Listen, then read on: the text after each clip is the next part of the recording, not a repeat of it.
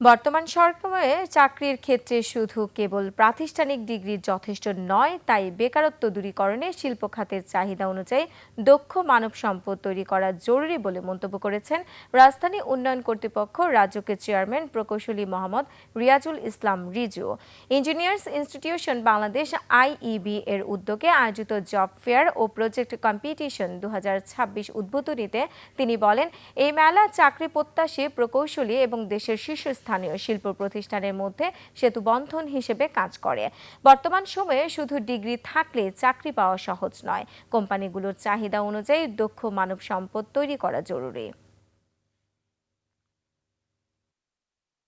আমি সবসময় আমাদের ইঞ্জিনিয়ারদেরকে বলি যে একটা কোম্পানি কিন্তু কাউকে চাকরি দেওয়ার জন্য চাকরি দিবে না, তার কাজে লাগে, তার কোম্পানির উপকার হয়, তার কোম্পানির পারপাস সার্ভ হয়, সেই জন্যই কিন্তু একজন ইঞ্জিনিয়ার নেবে।